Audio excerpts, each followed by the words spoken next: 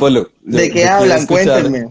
quiero escuchar tu opinión acerca del paro. En este momento, si crees que el paro debería seguir después de que se cayera la reforma. Bueno, primero hay que hablar sobre lo que está pidiendo el paro, porque hoy precisamente salió el pliego de peticiones del paro.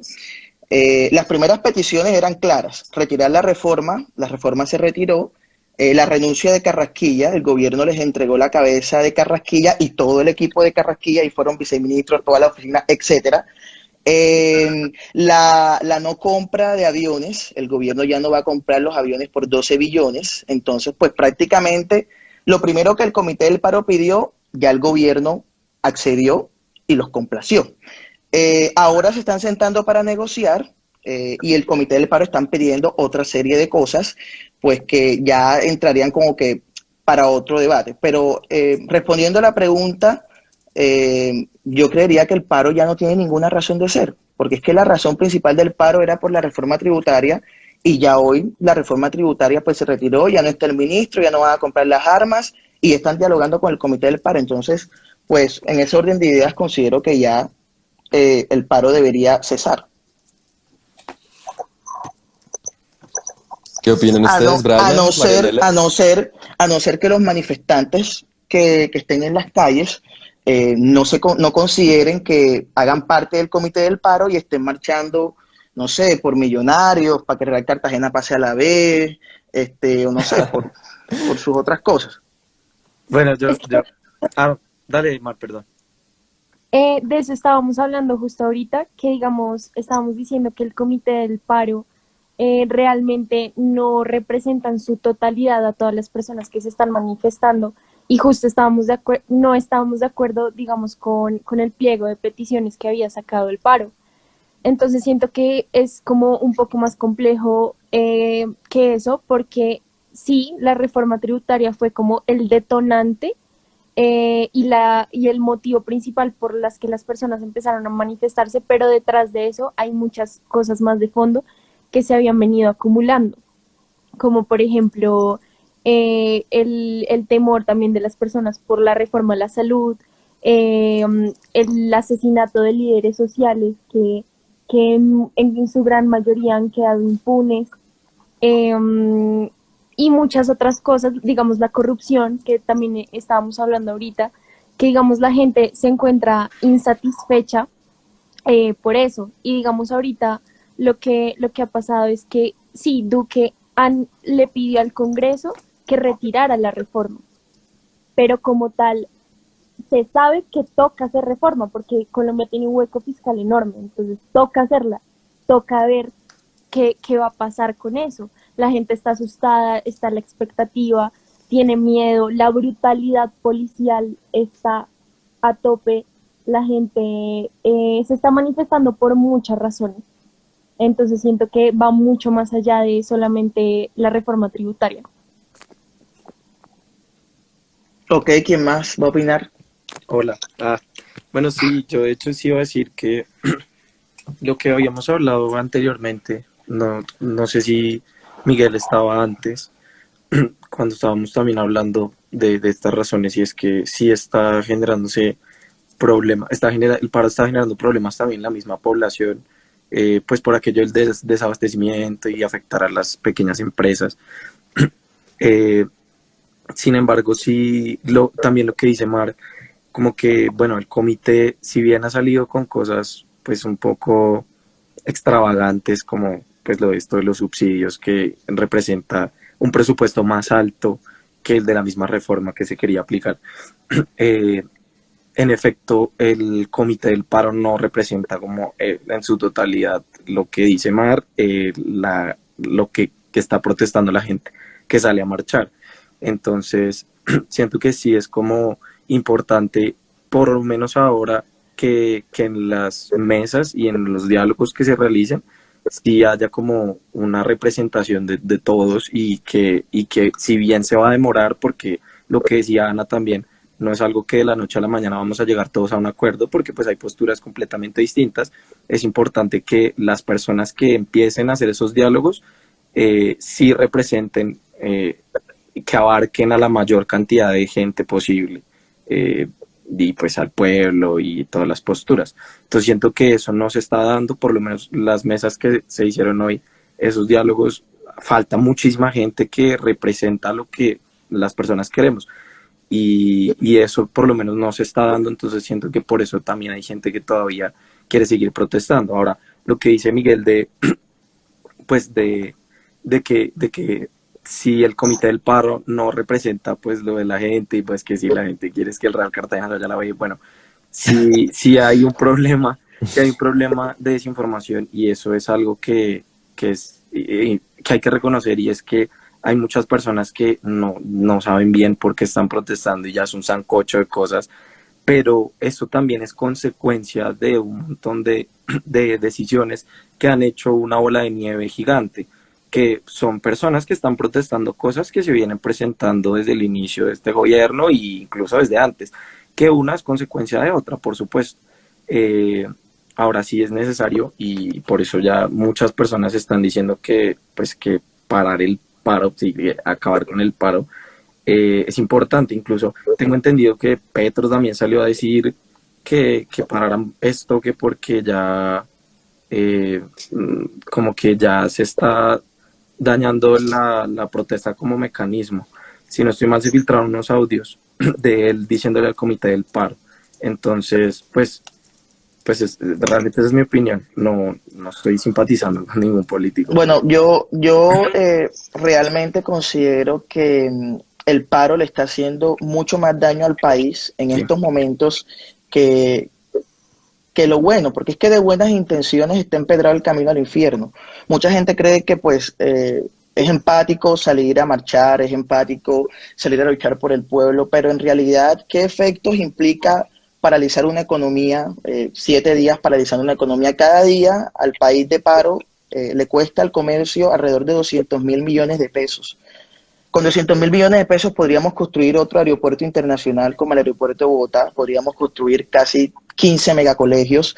Esto sin contar esta suma, sin contar los daños causados por los actos vandálicos, que yo sé que no todos los que van a las marchas, en su gran mayoría, son jóvenes que de verdad lo hacen por un sentimiento de querer cambiar las cosas con las marchas, pero no hay que desconocer que en las marchas también hay gente violenta, hay gente que aprovecha las marchas para hacer de las suyas, atracar, destruir locales comerciales, etcétera, y no hay que desconocer que también en las marchas hay grupos delincuenciales como la guerrilla, como el ELN, infiltrados, porque lo que hoy estamos viendo en Cali es un campo de batalla en donde yo creería que jóvenes universitarios no están a estas alturas del partido marchando, sino que lo que hay ya hay gente de tú a tú con las fuerzas militares enfrentándose.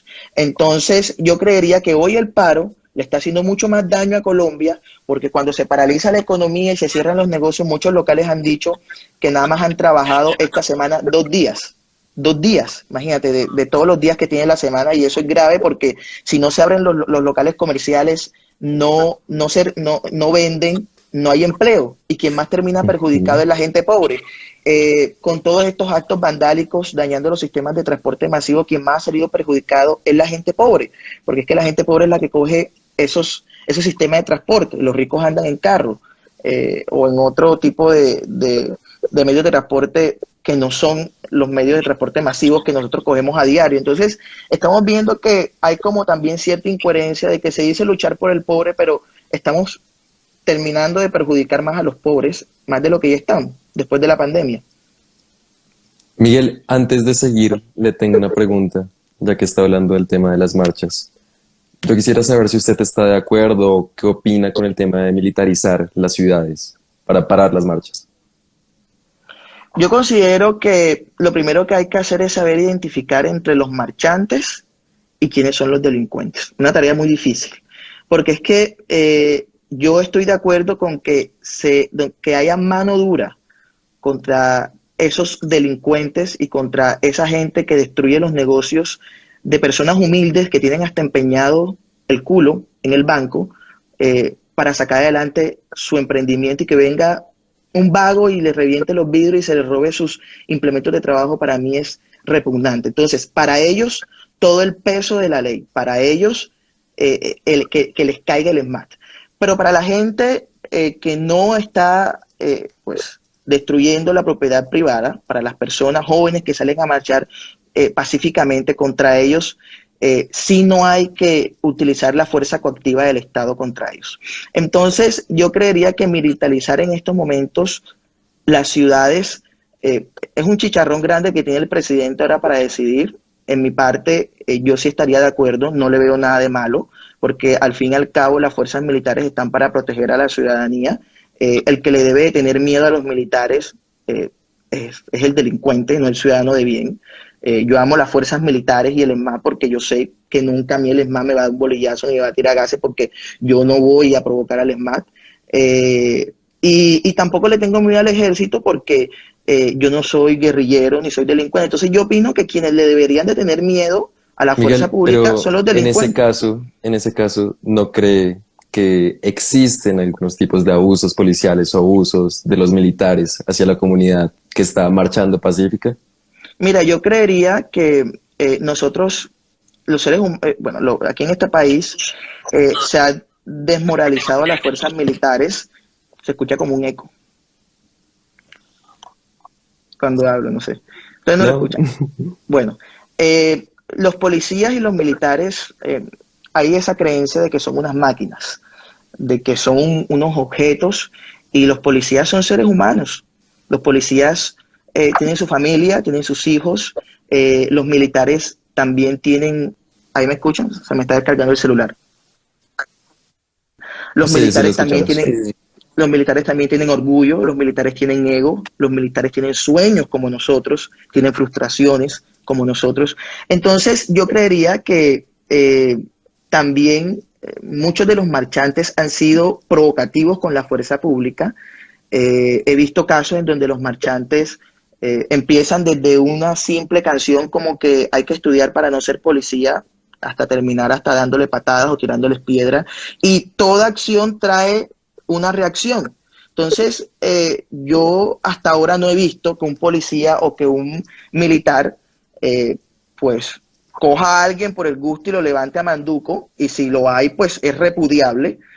Pero lo que sí estamos viendo es que la mayor parte de la fuerza pública está reaccionando frente a tipos de provocaciones de todo tipo por algunos marchantes, no por todos. Entonces, yo creería que no hay ni que satanizar la fuerza pública, ni decir que la fuerza pública son unos criminales, unos abusadores, como se está creando ese relato, y incluso llevarlos a la categoría de delincuentes como la FARC y los paramilitares. Yo creería que eso no es correcto y no es sano.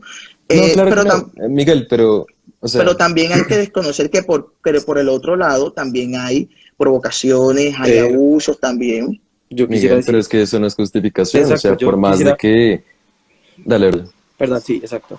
Bueno, sí, si bien una provocación y los militares y policías tienen su ego, pues todos los tenemos, por supuesto, siento que no es equiparable, o sea, no podemos comparar una provocación a una respuesta de una persona que está armada, porque pues el problema aquí es caer en ambas generalizaciones, y es que no todos los marchantes, si bien reconoces que no todos los marchantes son vándalos y gente que busca deslegitimizar la marcha, en el otro lado no todos los policías son realmente personas que miden autoritarias su fuerza, no todos se miden, exacto, no todos son personas que pues responden de manera adecuada a una provocación, y a lo que voy es que siento que no se puede comparar una arenga que está cantando y listo, si bien estas arengas surgen de un inconformismo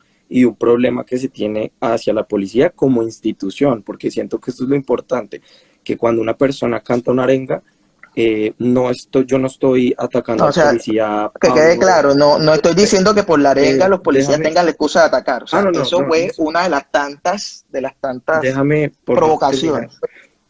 Entonces, pues, o sea, siento que cuando la arenga se canta hacia la policía, no se le está cantando a Pablito, el policía, sino a la policía como institución. Y ahí es donde hay que entrar a ver qué se puede hacer en la policía, en la institución, pues en la entidad, vaya, para para hacer cambios y que de verdad dejen de existir estas cosas, porque el abuso policial es algo innegable. Sin embargo, también hay que reconocer que, pues, sí también hay personas que se infiltran de ambos lados. O sea, si bien mencionas que hay gente que se infiltra y que busca aprovechar la situación para robar bancos, vandalizar, romper objetos, estatuas y esto, lo que mencionas, del otro lado también hay policías infiltrados que se visten como civil, que simplemente al no portar el uniforme sienten el derecho de atacar a la población, o policías que también hay mucha evidencia en las redes sociales que no se identifican, que se cubren completamente sus números que los identifican y esto les hace pensar que tienen derecho de abusar de su poder. Entonces siento que es necesario mencionar ambas cosas, eh, pero... Yo las mencioné. Sí, exacto, sino que siento que la provocación no justifica los abusos policiales que se están presentando. Eh, y ya creo que es hora de dejar de hablar a Mar también. Dale, Mar. Pues a mí me gustaría decir algo frente a lo que dijiste ahorita, que digamos a ti no te dan miedo los policías porque no eres un guerrillero ni un vándalo. Yo tengo esta pijama y me dan miedo los policías. Yo no soy una vándala, soy estudiante de Derecho, tengo 20 años, no apoyo la violencia y la verdad, honestamente, con la mano en el corazón, si yo veo un agente del ESMAD me da miedo. No me siento segura alrededor de un agente del ESMAD. Yo he estado en protestas pacíficas. Mis amigos, que no son unos vándalos, no son financiados por grupos al margen de la ley, hemos estado en protestas y yo he visto con mis propios ojos cómo muchas veces la policía incita y hostiga y es el que incita a que se genere esa violencia. O sea, yo he estado en protestas en que de la nada el ESMAD llega a empujar gente, porque sí y porque no. La gente obviamente reacciona y está mal que se genere esa violencia, pero siento que el Estado tiene una desconexión muy grande con las personas y no se ponen los zapatos de decir como, hijo de pucha, si tanta gente está diciendo que de pronto un policía está siendo muy agresivo, es porque de pronto hay un problema. Y olvidarse de eso, siento como tener un poco una venda a los ojos y no aceptar la realidad de que el hecho de que haya un policía, o sea, nada más esa frase de decir como, bueno, sí, es que hay protestantes buenos, pero también hay malos, como también hay policías buenos, como policías malos. Manzanas podridas. Esa frase como tal, ¿no les parece grave? Si el simple hecho que se compare a policías con civiles, porque es que el policía está para proteger, para cuidar, para servir. El hecho de que digamos, es que no todos los policías son malos, es grave, porque es que no debería haber ni uno malo, todos deberían ser buenos, todos deberían protegernos, todas las personas nos deberíamos sentir seguras ante un policía, y lamentablemente eso no ocurre. Y frente al tema como tal del paro, ahorita estábamos hablando con los demás el tema de que obviamente duele ver a los campesinos que no pueden vender sus cosas y todo eso, pero siento que eventualmente el paro va a parar, por decirlo así.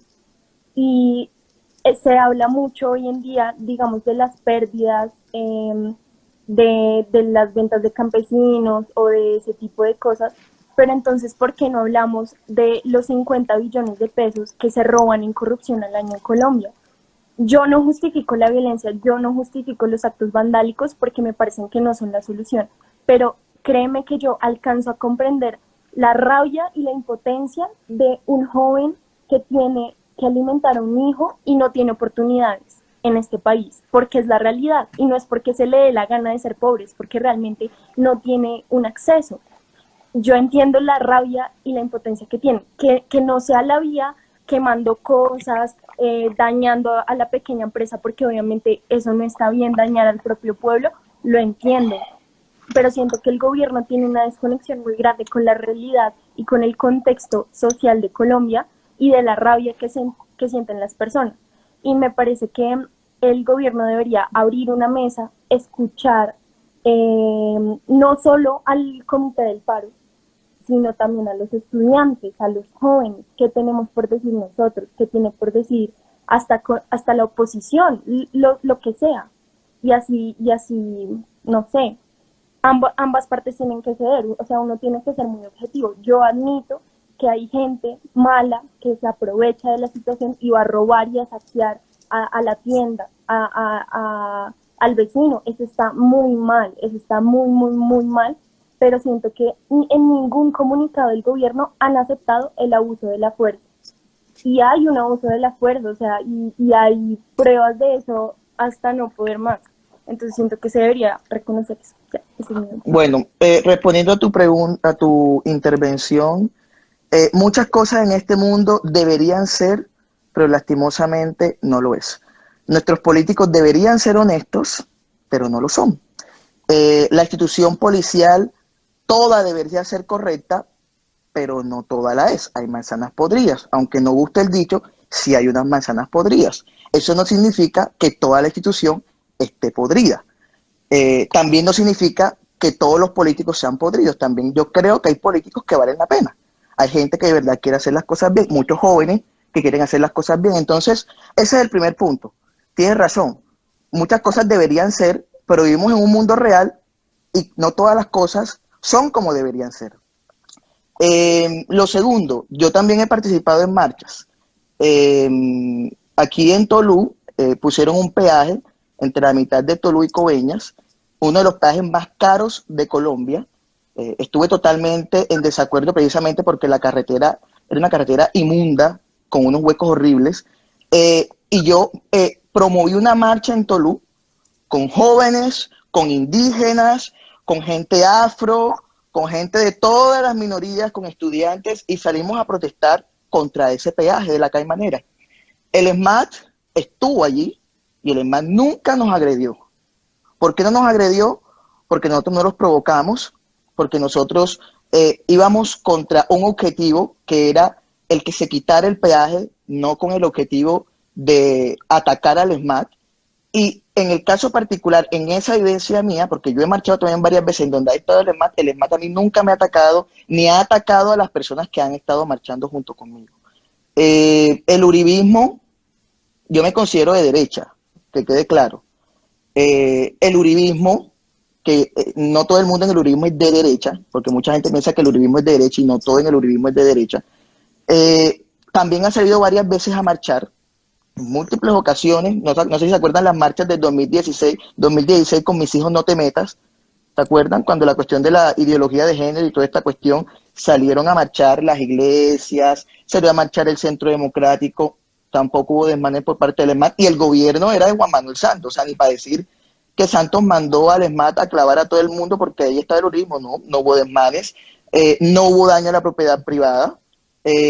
Cuando a Uribe lo metieron preso, todo el mundo salió, mucha gente salió a marchar contra eso. Yo no salí a marchar, pero mucha gente salió a marchar contra esa decisión judicial, y salieron en sus camionetas, todo bien organizado, muchos en moto, otros a pie. Hubo uno que salió en bicicleta con un parlantico, que la foto se hizo súper popular, y tampoco el ESMAD utilizó su fuerza represiva contra esa gente. Entonces estamos viendo un comportamiento peculiar y es que en las marchas de la izquierda es donde siempre, o las marchas, pues que tampoco podemos catalogar que todo el que sale a marchar es de izquierda. Hay gente que sale a marchar que no es de izquierda, pero tiene indignación social. Pero podemos decir que la mayoría de la gente sí se identifica con el sector progresista de izquierda, lo podríamos decir. Y es algo particular de que en esas marchas siempre es donde hay desmanes. No sé por qué. No sé por qué. Ese es el segundo punto. Bueno, lo tercero, la corrupción.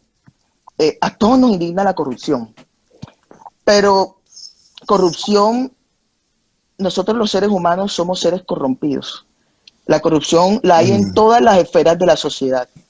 Desde cuando metemos machete en el examen de la universidad, cuando alguien se cuela en Transmilenio, cuando alguien no le entrega el vuelto completo a su papá. Todo eso es corrupción, solo que en menor medida, pero todo es corrupción. Y el que hace cositas pequeñas termina haciendo cosas grandes. Y la corrupción no se acaba solo saliendo a marchar y a decir estoy indignado con la corrupción de Colombia. No, así no se acaba la corrupción. Hay un estudio creo que es Transparencia Internacional o un estudio, ahora se me escapa el nombre, cuando tenga la oportunidad, ahorita que terminemos el live, se los comparto, que analiza cuáles son los estados. Hay que tener una cosa clara, una cosa es país y otra cosa es estado. ¿Cuáles son los estados menos corruptos del mundo? Y resulta que el estudio arrojó que los estados menos corruptos del mundo tenían una similitud, y era que eran estados pequeños, eran estados que no eran tan intervencionistas. Y esos estados que no eran tan intervencionistas tenían también otra cosa en común, de que se cobraban bajos impuestos y de que eran mucho más eficientes que los estados grandes que controlaban todo, los estados que controlan la educación, los estados que controlan las pensiones, los estados que controlan la salud, los estados que controlan todo, hasta la vida privada de uno. Entonces se llegó a la conclusión de que los estados grandes, estados como el argentino, estados como el venezolano, estados como el cubano, entre otros muchos estados, por el gran tamaño que tenían, tendían a ser más corruptos. ¿Y por qué? Porque cuando tú le das tanto poder a un político, seamos realistas, el Estado son los políticos, las tres ramas del poder público, ahí están los jueces, ahí están los senadores, ahí está el presidente. Miguel, un momento ahí, disculpa. Es que la verdad no estoy de acuerdo con esa posición, simplemente creo que no podemos llegar a normalizar y justificar la corrupción concluir. Solamente por decir... Déjame concluir. Okay. Ya. El Estado son los políticos.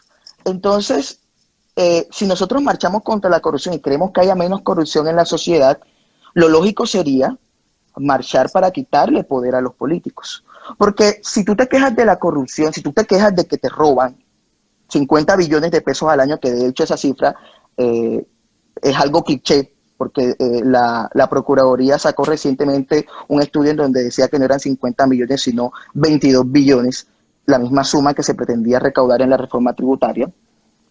Si se supone que tú marchas para que no te roben, entonces ¿para qué pides a los políticos que tengan mucho más poder? ¿Para qué le pides al Estado, a los políticos, que te sigan manejando la educación, que te sigan manejando la salud, que metan mucho más las manos en los temas ambientales, que metan mucho más las manos en los temas tributarios? Entonces, cuando tú le exiges a esos políticos que intervengan más, le estás pidiendo a los políticos que te terminen robando más.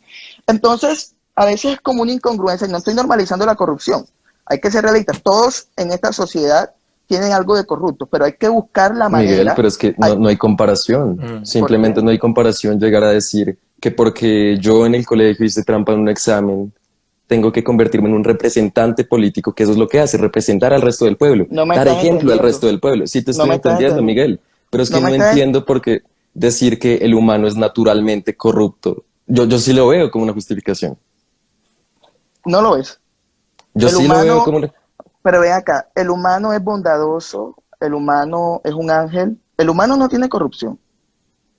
No, le estoy diciendo que sí la tiene, sin embargo los representantes no deberían irradiar eso. Pero es que una cosa es no deberían y otra cosa es la realidad. Es que ese es el punto, Miguel. Ese es el problema de muchos jóvenes, que los jóvenes piensan en una sociedad idealizada y muchas veces las cosas no se deben pensar en cómo deberían de ser.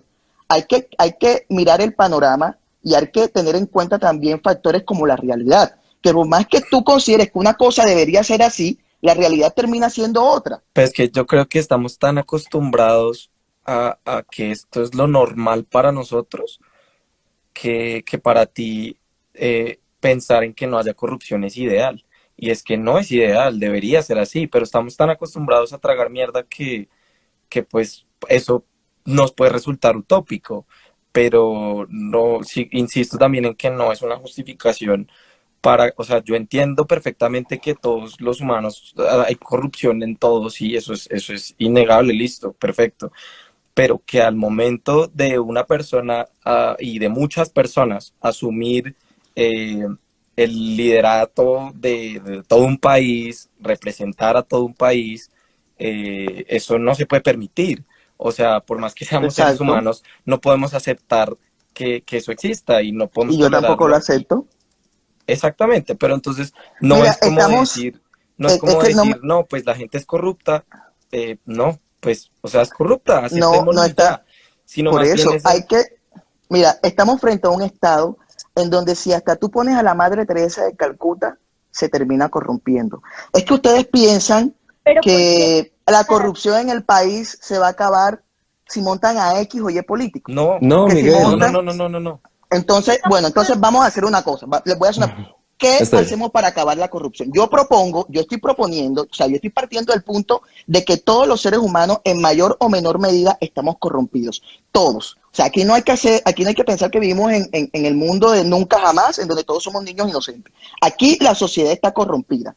Todos. Porque aquí no hay que echarle solo la culpa a los políticos. Desde el que vende el voto, porque el que vende el voto monta a los políticos corruptos. Estamos en una sociedad corrupta. Ya, partiendo de ese punto, yo estoy proponiendo algo sensato, y es quitarle poder a los políticos, para que los políticos no intervengan en nuestra vida y no nos roben. Eso es lo que yo propongo. ¿Qué proponen ustedes? quiero decir algo. Bajo esa lógica, partiendo de que todos son corruptos, así como tú dices, tu propuesta me parece muy mala, porque si todos son corruptos y le das el poder a unos pocos corruptos, pues se vuelve una dictadura corrupta. Entonces siento que tu propuesta... Espérate, ¿cómo? ¿Qué dijiste? Dije que, partiendo de la base que tú dices que todos son corruptos, tu propuesta no me parece buena porque le estaríamos dando el poder a unos pocos corruptos. Y eso podría ser muy grave. Y no estoy de acuerdo con tu propuesta. No me estás entendiendo.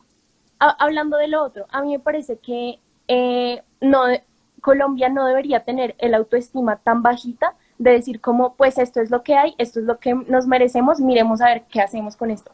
Yo no soy conformista, yo me merezco un gobierno, unos políticos que no sean corruptos. Y una cosa es que el ser humano sea corrupto y que peque, eso sí, pero otra cosa es que un político se robe plata estatal y haga contratos, eso no tiene justificación. Indignante. Exacto. Indignante. Entonces, ¿qué hacemos para que esos políticos no se roben la plata? O sea, dejémonos de discursos moralistas. ¿Cuáles son las propuestas? Ya yo hice mi propuesta. Ustedes propongan. Yo durante este live habíamos intentado proponer ciertas cosas.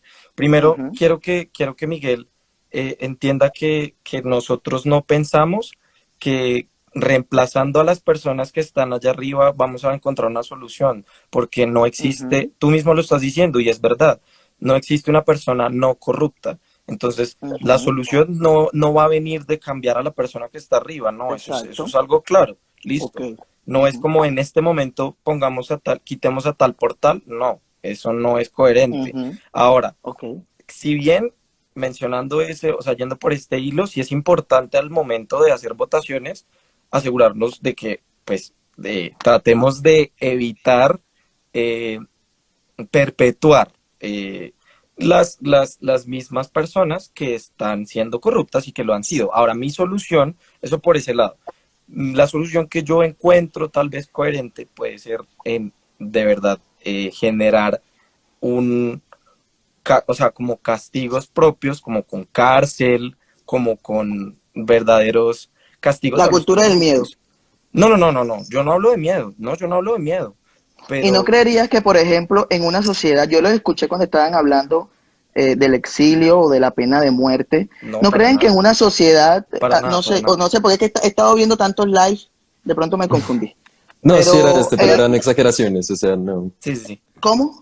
Sí, eran exageraciones, sí, bueno, pero estaban mostrando algo totalmente ajeno a Colombia.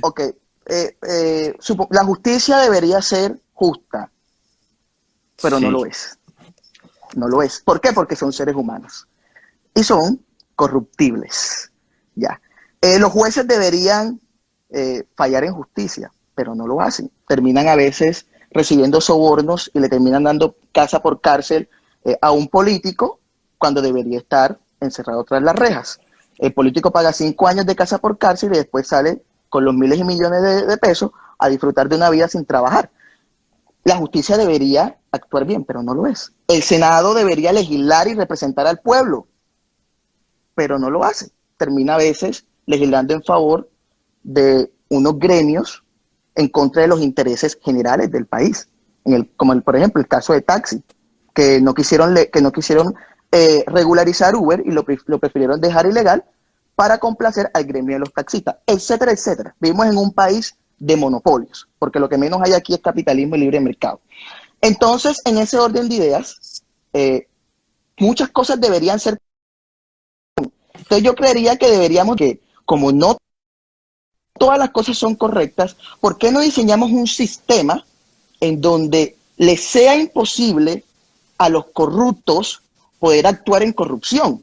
¿Cuál sería ese sistema ideal? En donde el ser humano no actuara en corrupción.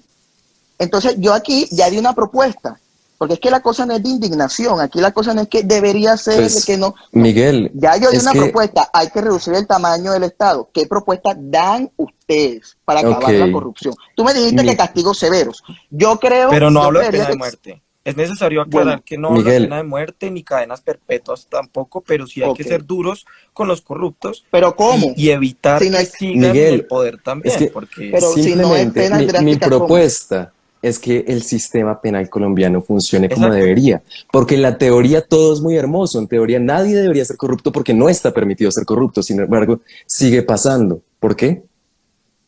Ay, Dios mío.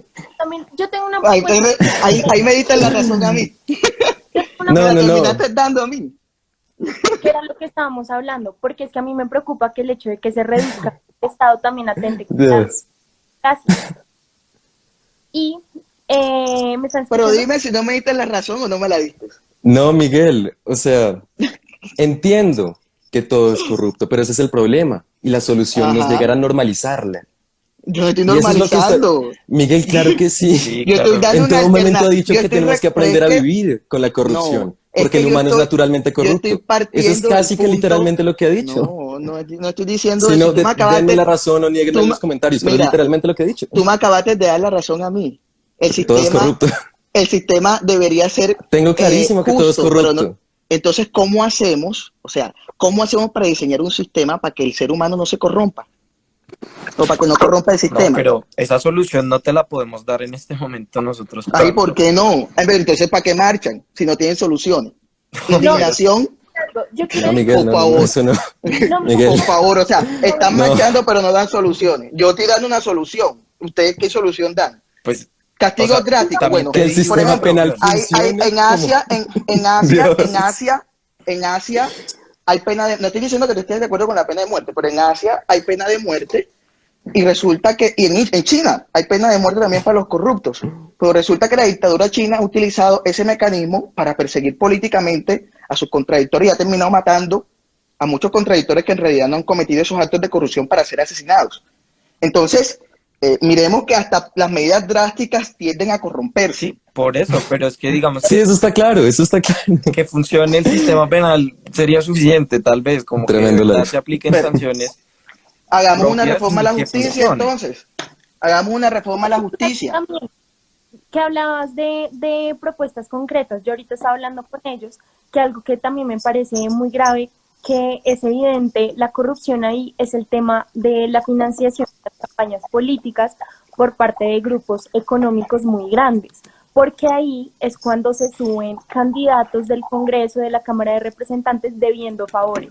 Así es, totalmente de acuerdo. Siento que ahí se podría regular de alguna manera. Esperen que me toca poner cargar el celular. Se podía regular de una manera así. Y yo siento que, mira, aquí estás hablando con tres jóvenes, que creo que estamos hablando por la juventud del país, y considero que nosotros no somos unas personas conformistas. Y sí, puede que yo suene muy, muy ilusa, muy utópica, pero yo digo como 100 países de Europa pueden bajar la pobreza, pueden bajar el índice de corrupción, no a cero, porque como tú le dijiste, es casi imposible, pero si allá pueden, porque acá nosotros no vamos a poder. Y a mí me alegra ver a personas como Julián, como Brian, que estamos acá hablando, queriendo un mejor país, no armándolo según lo malo que está, no proponiendo soluciones según la corrupción, porque es que la corrupción no debería estar y debemos proponer soluciones según como queremos que sea. Y siento que así se logra un cambio, porque siendo conformistas y diciendo, no, sí, es que ya es corrupto, y tomando decisiones frente a eso, estamos normalizando la corrupción y estamos permitiendo que se siga replicando la corrupción. Hagamos cosas evitando que pase corrupción. Eso que usted, todo el mundo como si no debiera haber corrupción. Eso se O sea, llama vivir en un mundo de fantasías. No, Se llama porque, eso. no, porque Miguel. es fantasía. No, solamente es fantasía. Vivir Es en un mundo triste de que sea fantasía. fantasía, es muy porque en triste. otros Yo quiero hablar, países yo sí quiero pueden hablar, yo quiero hablar. porque en otros países sí pueden y Es acá que no. ¿Por qué? solamente es algo fantástico, utópico, ideal, si aceptamos y normalizamos el estado tan malo en el que nos encontramos. Entonces, si somos conformistas y decimos, no, pues es normal estar así de mal, es normal sufrir tanta corrupción, pues por supuesto que vamos a verlo como algo fantástico, pero no hay que normalizarlo y hay que entender que no, o sea, no hay que justificar Miguel, todo esto. Yo no estoy Miguel, normalizando usted nada. tiene razón en la parte de que en todo el mundo hay funcionarios corruptos, eso está claro.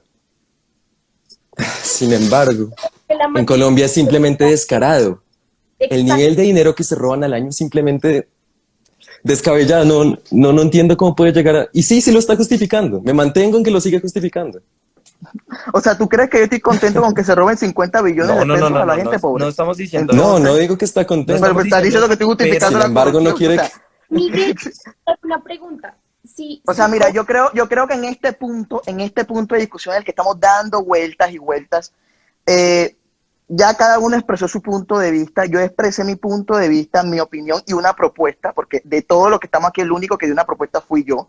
Eh, eh, y, y, y ustedes expresaron su punto de vista, todavía no he escuchado la propuesta porque dijeron que en este momento no la tenían. Yo Eh, propuse, entonces, pero no nos vamos a poner de acuerdo. No nos vamos a poner de acuerdo. Entonces, vamos a pasar a otro tema. Me gustó mucho que mencionaste el tema de Europa, porque me fascina. ¿Por qué en otros países pueden y en Colombia no? ¿Cuál es la receta que están aplicando en esos países? educación. ¿No? ¿Cuál es, Miguel? Hay que, Dios mío. No te voy, sí, educación. La educación tiene mucho que ver. No, la clase de educación que se da en el hogar tiene mucho que ver también. Pero yo les compartía, y volvemos al punto inicial, les hablaba sobre el índice de transparencia, en donde se evalúan a cada uno de los países del mundo, y se dice qué estados son los menos corruptos. Y tú vas a caer en la conclusión de que esos estados que a ti tanto te gustan, precisamente tienen la receta que yo estoy proponiendo para Colombia. Si tú buscas hoy, ahora se los paso, el índice que mide la corrupción global, el índice que mide la corrupción en cada estado, y el índice llega a la conclusión de que los estados menos corruptos son los estados más pequeños, los estados con impuestos más bajos, y tú llegas a la conclusión esa, te vas a dar cuenta que esa es la misma propuesta que yo estoy diciendo que se implemente en Colombia. Pero ustedes me están diciendo de que esa no es, porque yo estoy partiendo de un punto de que estoy justificando la corrupción. ¿Cuáles estados son los que hablas que tienen ese sistema así? ¿Cuáles? Singapur. Singapur Pues tiene mataron los a los índices- políticos corruptos. No, Los matan. pero no tanto por eso. No, tanto por literalmente eso. los mataron. Pero No entonces, es pero espera, Esa no es fue la tanto por solución de eso. pero ahí hay Singapur. ¿Cómo que no fue cosas- tanto por eso? nosotros- ahí hay dos cosas que coinciden. Miremos los índices de asesinatos por corrupción hoy en Singapur. Estudiémoslo. ¿Cuántos políticos han matado en los últimos años en Singapur por corrupción? Estudiémoslo. El resultado del éxito de Singapur es precisamente por tener un estado pequeño, por tener un estado que no se mete en los temas en donde no se tiene que meter, por tener un estado que no tiene tanta burocracia como los estados como el que hoy están en la solución. Estados como el de Nueva Zelanda. Nueva Zelanda también está en ese ranking. Estados como el noruego. Noruega también está en ese ranking. Estados como el suizo. Suiza ¿Y sabes también qué está en ese ranking. Yo quiero- Educación de calidad, salud de ¿Quién da la calidad. palabra? Brian, Ya, perdón. Ya, gracias. Digamos que aquí, bueno, tú dices que no estamos proponiendo como también soluciones, pero yo te mencioné que de verdad aplicar, es que castigos no es una palabra, pero aplicar sanciones tal vez. la ley ejemplares. existe, ese es el punto.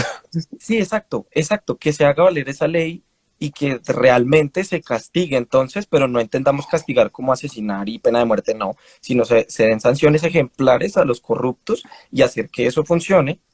Esa es la propuesta que yo te di, pero pues tú dices que no estoy dando nada. Ahora, cuando mencionas a Singapur, si bien estás diciendo que Singapur tiene un estado pequeño y que eso es lo que funciona, Singapur también aplica castigos, aunque un poco pasados, porque para mí la pena de muerte no es una opción tampoco, pero aplica sanciones fuertes a los corruptos. Ambas cosas están ahí, entonces no sé si sea más lo tuyo o tal vez la opción que yo estoy proponiendo, que sea como de verdad hacer que la ley se cumpla y que haya justicia para que las personas corruptas no sean más corruptas y pues paguen cárcel, o sea. Ok, bueno, analicemos la Constitución, la ley. Las leyes de Colombia son muy claras en castigar a la corrupción. Hay hasta penas específicas para cada acto de corrupción. ¿Qué?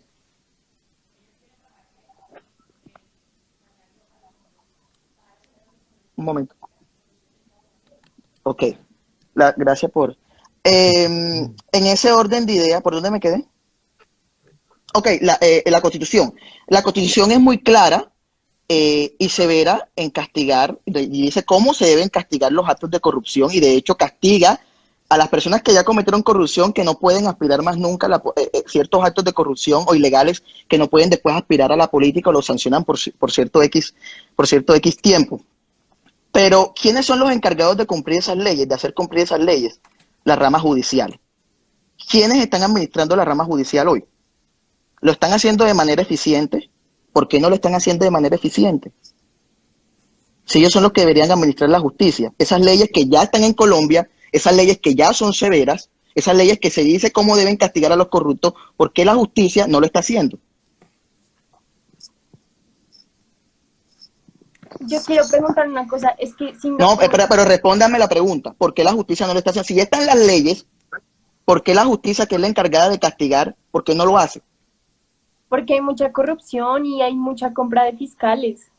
Ajá. ¿Cómo se soluciona eso? Si ya está en el papel que no debe haber corrupción y ya está que los jueces deben de ser correctos y deberían castigar a los corruptos, ¿por qué no lo hacen?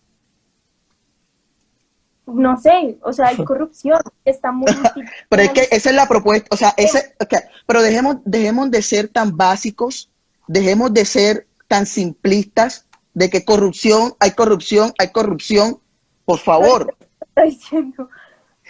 O sea, por favor, si hay corrupción, o sea, es que hasta los jueces son corruptos, hay que reformar la justicia. Pero si se propone reformar la justicia en este país, dicen que es un golpe de Estado, que es un golpe a la justicia.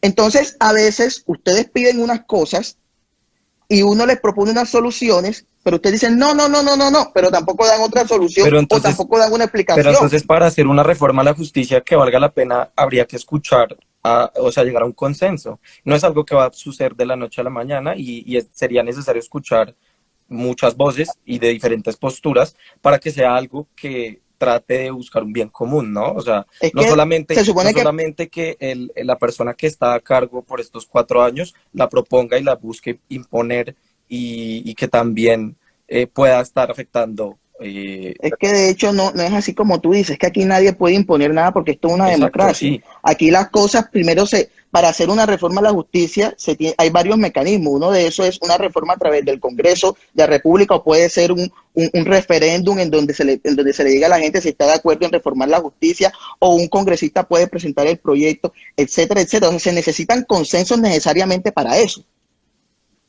Yo tengo una pregunta. Primero, ¿por qué querer aplicar un modelo de un estado pequeño en países en donde los habitantes no superan los 10 millones de habitantes, en un país donde tenemos casi 50 millones de habitantes? ¿Por qué se cree que eso va a funcionar igual acá? ¿Por qué? O sea, digamos, listo, hacemos la propuesta que tú dices, reducir el Estado. ¿Qué pasa después? ¿Se solucionan mágicamente todos los problemas? O, según tú, ¿cómo sería el hecho de reducir el Estado? ¿Cómo sería la propuesta concreta y qué crees que se solucionaría con eso? Mira, aquí en Colombia durante mucho tiempo el Estado se encargó de muchas cosas. El Estado se encargó hasta, no tengo específicamente la fecha, creo que fue en el 93, no sé. El Estado se encargó de prestar los servicios de salud, porque supuestamente el Estado debía de encargarse completamente de la salud. ¿Y qué pasaba? En la ley decía, no, la salud es un derecho y el Estado tiene que darle la salud a todo el mundo. Y en la realidad que se veía, que los colombianos se morían en camillas de la caridad, porque no había cobertura para esos colombianos, porque no alcanzaban los recursos para esos colombianos, que solo el 30% de la población colombiana tenía acceso a la salud, tenía por lo menos no acceso, cobertura a la salud. A medida que el Estado empezó a permitir la participación de ciertos actores privados, que no son unos santos, que también en el sector privado hay corrupción, pero que la gran diferencia del sector privado y el sector público es que la corrupción del sector público, cuando un político comete corrupción, las consecuencias las pagamos todos los contribuyentes, y cuando una persona en el sector privado comete actos de corrupción, las consecuencias las carga el dueño de ese emprendimiento en ese sector en que está aplicando su empresa, etcétera. Entonces, en ese orden de ideas, cuando se le empezó a dar participación a ciertos actores privados, empezó a ampliarse la cobertura de salud en Colombia, que hoy es indignante porque aún sigue faltando más garantías en salud, sí.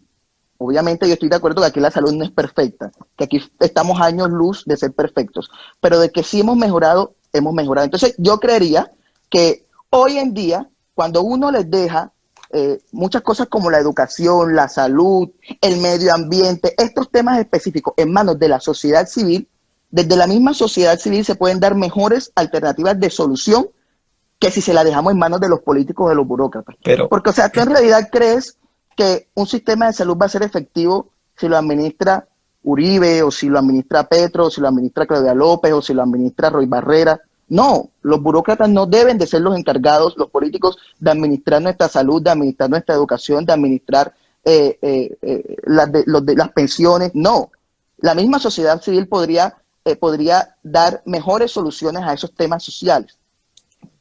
O sea, pero tú estás hablando, evidentemente, de privatizar cosas como la salud, como educación y este tipo de cosas para reducir. Por ejemplo, aquí... Espera, déjame terminar. Pero al privatizarse van a estar a un precio que muchas personas no van a poder alcanzar a costearse. Y en ese momento ya no va a haber derecho a salud y se está vulnerando el derecho a la educación y a la salud, porque pues muchísimas personas no pueden costear una salud de educación privada también. Si nomás en la realidad en la que ya estamos, hay muchísimas personas que no tienen acceso a la salud. Ahora imagínate donde esté completamente privatizada. No habría acceso. Entonces también totalmente hay un problema gigante. O sea, el problema aquí es que nosotros cuando decimos privatizar parece que vieran al diablo en cuero. O sea, está satanizada esa palabra, privatizar. Si nosotros analizamos, cuando yo hablo de privatizar, efectivamente, no estoy diciendo que se le niegue el derecho a la gente pobre. Estoy diciendo que se le dé a la gente pobre la oportunidad de decidir. ¿Por qué? Hoy en Colombia, la gente de estrato 1 y 2, por ejemplo, yo soy estrato 3, soy clase media, media baja, no tiene la oportunidad de decidir a qué universidad ir. A mí me tocó conformarme solo con una pública. ¿Por qué? Porque mi sueño era estudiar relaciones internacionales. Ese era mi sueño. La única universidad en la costa Caribe, porque yo vivo aquí en la costa, que daba ese programa de relaciones internacionales era la Universidad del Norte. Y ahí en ese año la carrera costaba 5 millones de pesos el semestre. Imposible yo poder entrar a esa universidad. ¿Qué me tocó? Me tocó conformarme con una universidad pública, la de Cartagena. Pasé, de hecho, de cuarto. Fui uno de los mejores puntajes y fui el mejor de mi carrera. Y me tocó estudiar administración pública, porque era como que lo más similar, el sector público era lo más similar que había en la Universidad de Cartagena. Me tocó, ¿por qué? Porque no tenía plata. ¿Qué es lo que yo propongo? Yo propongo que en vez de que el gobierno le dé la plata, o sea, el gobierno tiene un presupuesto de educación, que en vez de que el gobierno le dé ese presupuesto, el dinero de la educación, a las universidades públicas y a las instituciones públicas, que, óigame bien, también son corruptas, porque también ahí está el ejemplo de la Universidad Distrital, sí. la Universidad del Atlántico, corrupción, ya. Que en vez de que se la den a los sindicatos de profesores como FECODE, que en vez que le den la plata a ellos, ese presupuesto de educación se reparta entre los jóvenes humildes de Colombia, de estratos 1, 2 y 3. ¿De qué manera? Que se le dé un voucher, que se le dé un cheque, que se le dé, no sé, un bono que diga, este bono tiene un precio de tanto y usted puede redimirlo en cualquier instituto educativo que usted desee. Entonces, el joven pobre de Colombia, como lo era yo, si a mí me hubieran dado ese voucher, el gobierno me hubiera dicho, mira, aquí tienes este voucher, ya yo no le voy a dar la plata a la Universidad de Cartagena, sino que te la voy a dar la plata a ti para que tú decidas dónde estudiar, seguramente yo hubiera decidido estudiar en la Universidad del Norte. Eso es lo que yo propongo. Ahora, no, que es imposible, que no sé qué, porque la universidad privada es muy cara y le saldría muy costoso al Estado. Falso. Analicemos cuánto cuesta un estudiante de la Universidad de Cartagena, donde yo estudio.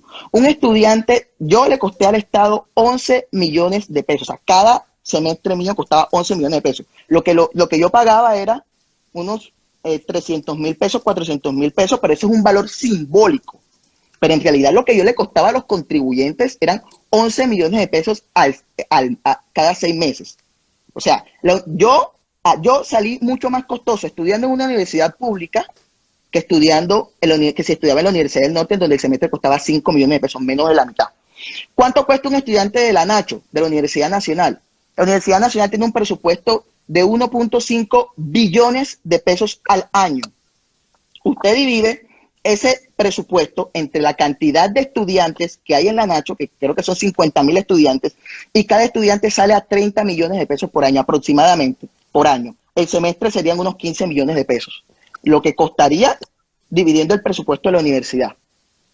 En la Nacho tú no pagas 15 millones, tú pagas un valor simbólico, 600.000, 500.000, 100.000 pesos, lo que sea, un valor simbólico, pero lo que tú le cuesta al contribuyente en la Nacional son 15 millones de pesos. Igual que en la UIS casi le está costando al contribuyente 19 millones de pesos. O sea, las universidades públicas tienen un gran sobrecosto e incluso muchos semestres de universidades públicas salen más caros que lo que cuesta un semestre en la universidad privada más cara de Colombia, que es los Andes.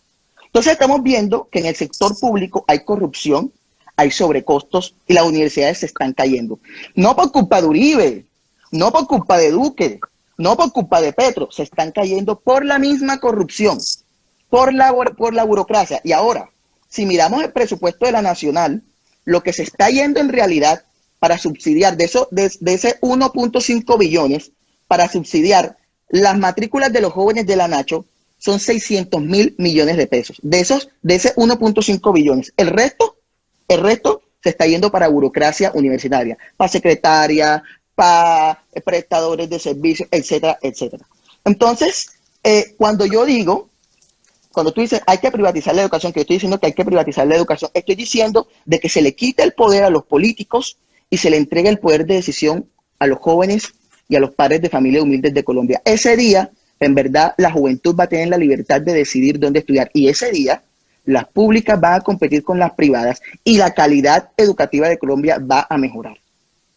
Pues eso suena muy lindo, pero estás diciendo que si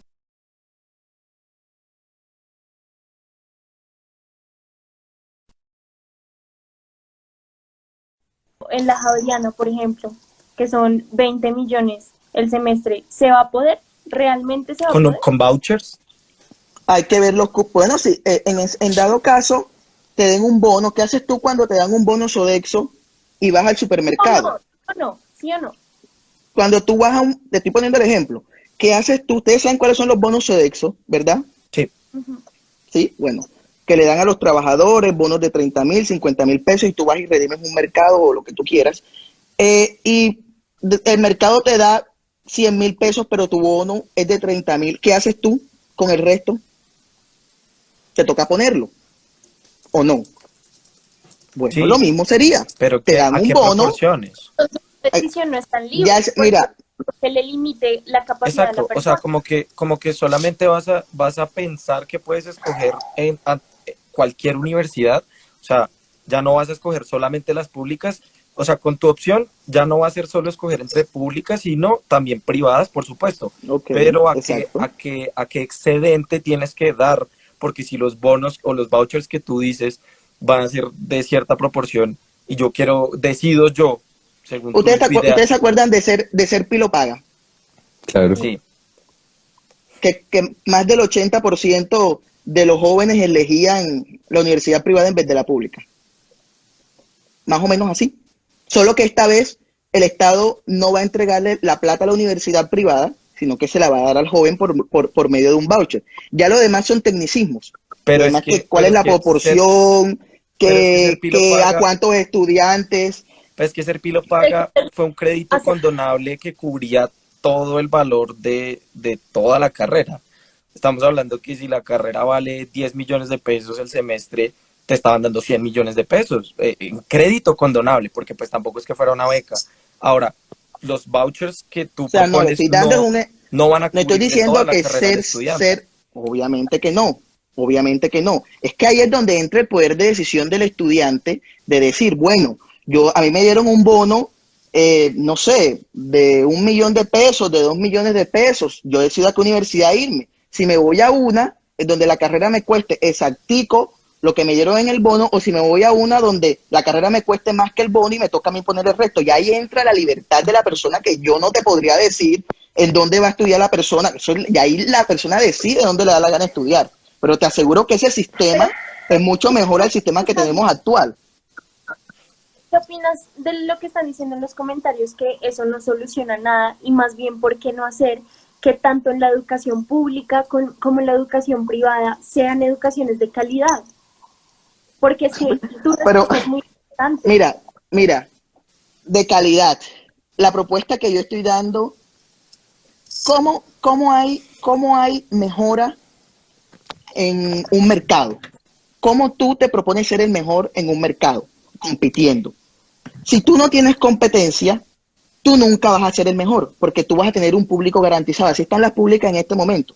Las universidades públicas tienen un número de estudiantes garantizados, ya, porque ellos saben que les vaya bien o les vaya mal, van a tener los recursos garantizados y van a tener un público o un grupo de personas que obligados van a tener que acceder a ellos. O sea, es un círculo vicioso, ya. Pero siento En que cambio, hay una diferencia como filosófica en las teorías, porque siento que tú estás viendo la educación como una empresa. Para mí la educación es un derecho fundamental.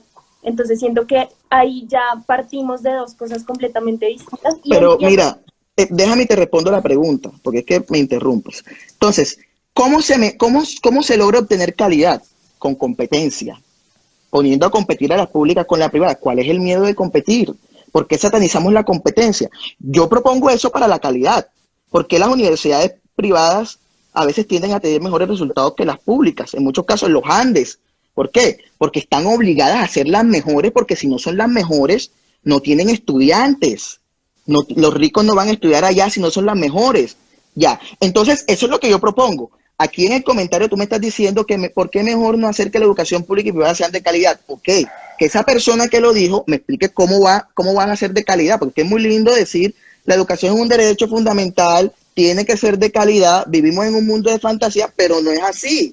¿Cómo vas a lograr que la educación sea de calidad si no es con competencia? O sea, tenemos que ser realistas, pongamos los pies sobre la tierra. ¿Qué propuesta me dan ustedes para que la educación sea de calidad? ¿Más plata?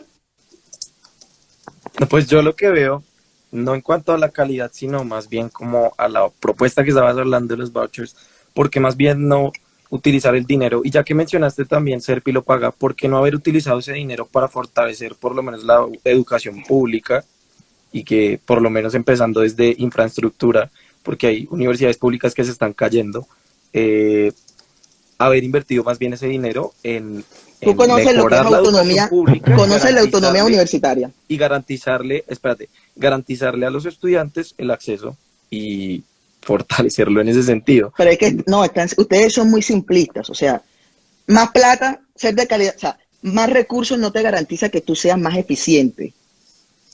Eso es lo primero. Más recursos, más dinero no te garantiza a ti que tú vas a ser el mejor o que vas a ser de calidad. O si no la Universidad Nacional fuera la mejor de toda Latinoamérica. O sea, ¿a ti te parece que 1.5 billones de pesos al año no son suficientes recursos para 50.000 estudiantes?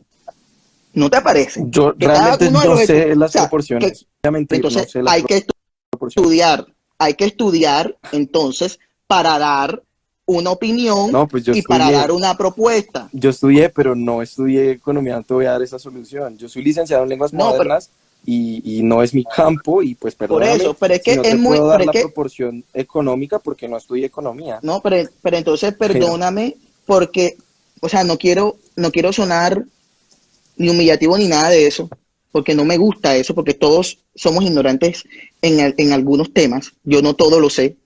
Hay cosas que de pronto tú sabes que yo no sé.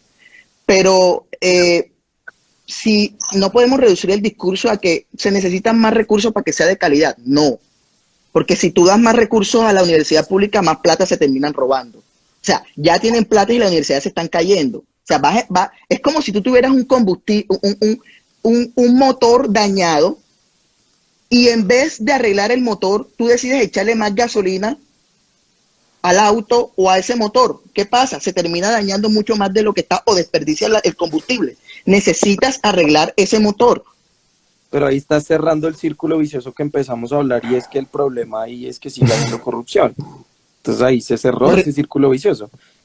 por eso es que hay que partir del punto en que las universidades públicas también tienen corrupción. Ahí está el ejemplo de la Sí, distrital. sí, Es sí hay. pública. Yo no Y te mira digo toda que la no plata hay que se corrupción, robaron. pero entonces volvemos a cerrar el círculo vicioso en que el problema de todo esto sigue siendo corrupción. Exacto, si tú lo quieres ver así, míralo así. Yo te estoy dando una propuesta. O sea, hasta ahora yo he dado varias propuestas. Me has dado una sola tú. Los demás no me han dado más propuestas. Todos me han dicho que calidad, calidad, calidad, pero ¿cómo? Bueno, no me han dado más nada. No sé, si quieres pasemos a otro tema. No sé si tienen una propuesta aquí o si en los comentarios alguno dio otra propuesta. A ustedes no les gusta el sistema que yo estoy ofreciendo. De pronto, si no les gusta, porque ustedes tuvieron el privilegio de estudiar en una universidad súper costosa y pudieron decidir entre la privada. Pero si yo hubiera tenido la oportunidad de decidir entre una pública y una privada, sin duda yo hubiera decidido la del norte para estudiar lo que a mí me gustaba, o la de los Andes. Pero seguramente es que siento que eso que ahorita dijiste, como, ay, no, son tecnicismos, ¿qué cantidad de gente se alcanzaría a cubrir? Siento que eso marcaría la diferencia, porque tu propuesta suena increíble, increíble. Yo te escucho y soy ignorante y digo, voto por ti, porque suena muy interesante. Pero la verdad, o sea, poniendo los pies sobre la tierra, sí es importante esos tecnicismos que dices, bueno, ¿cuántos vale esos vouchers? ¿A cuánta gente está dispuesta a cubrir eso? Porque es que no es poquito que el 42% de las personas en Colombia vivan en pobreza. Eso no es poquito. Y decir tan ligeramente que van a poder decidir en la universidad de sus sueños, la carrera de sus sueños, eso es mentira. Porque ¿Por qué? porque en la realidad no podrían cubrirlos a todos, en la carrera que quieren y en la universidad que Claro, quieren. fácil que no va a poder, fácil que no va a poder cubrirlo a todos porque, A escúchame, No, puedo responder. pues la respuesta es no. ¿O Ok, sí? voy a responder, déjame responder. ¿Sí? Obviamente, a toda Colombia no se le puede dar educación gratuita, ni a todos los jóvenes de Colombia. ¿Sabes por qué? Porque las necesidades son ilimitadas, pero los recursos son limitados. No hay la misma cantidad de recursos en Colombia para poder satisfacer todas las necesidades que hay en el país. Y por eso la necesidad de focalizar los recursos para las personas que más lo necesitan, para los estratos que más lo necesitan. Obviamente, a todo el mundo no se le va a dar voucher, pero te garantizo que la cobertura en educación con voucher va a ser superior que la cobertura que hay ahora en educación pública. Nada más con el ejemplo que te di de la Universidad Nacional, en donde cada estudiante cuesta 15 millones de pesos el semestre. ¿O te parece eso poquito, 15 millones en una universidad pública? Estoy hablando del valor que le cuesta a los contribuyentes, no el valor del semestre como tal. Vale, Miguel, o sea, en serio un gusto tenerlo acá y todo, pero ya esto se ha prolongado mucho. Así En es, lo sí, ya mismo son las ya 2 lo y mañana escuchamos, tengo que grabar. Bueno, lo un escuchamos abrazo todo el enorme. tiempo, con respeto. Decir que mi mamá Creo es que igual. O sea, mi mamá la despierto y se muere. Mi mamá es Ven acá, precisamente te iba a decir, aquí tengo a mi hermana Valeria, que es fanática tuya. No sé, mi hermana, búsquenla en TikTok. Mi hermana Valeria tiene 302.000 seguidores, no sé, 320.000 o 302.000. Hoy llegó a los 300.000 y eso sube como 1.000 seguidores cada hora. Ella hace recetas de cocina, búsquenla, Valeria Cocinera. Valeria, y en Instagram también, acabo de llegar hoy a los 10.000 en Instagram. Pero en TikTok es una estrella. De hecho, se ganó el 9º puesto en un concurso. No, el 9º no, el sexto puesto en un concurso de TikTokers que estaban haciendo, no sé, como TikTok Revelación, no sé. Y se ganó una GoPro. Entonces, búsquenla para que la sigan. Ella es fanática tuya. Si no Bueno, que tenías el foco apagado, ella me dice que dile que prende el foco para verle la cara, porque como que te había subido como un video y que no sé qué de perfección, una vaina así, y que yo no soy perfecta, unas cuestiones así. Entonces, a ella le gusta mucho tu contenido. Entonces, búscala para que la sigas también. Dios. Bueno, gracias, Miguel. Valeria Cocinera. Un abrazo enorme, chicos. Me encantó hablar con ustedes. Nos Bendiciones. vemos. Otro día Chaito. volvemos. Este video, al igual que el resto de mis contenidos, fue posible gracias al apoyo voluntario de personas a través del sistema de Patreon. Si tú crees en este proyecto, te invito a que también hagas tu aporte. No importa si es pequeño o si es grande. Como se dice aquí en la costa caribe, de grano en grano se va llenando el saco. Tu aporte es de fundamental importancia, ya que con este vamos a poder continuar dando la batalla cultural, difundiendo las ideas de la libertad, de la derecha y del libre mercado. ¡Anímate!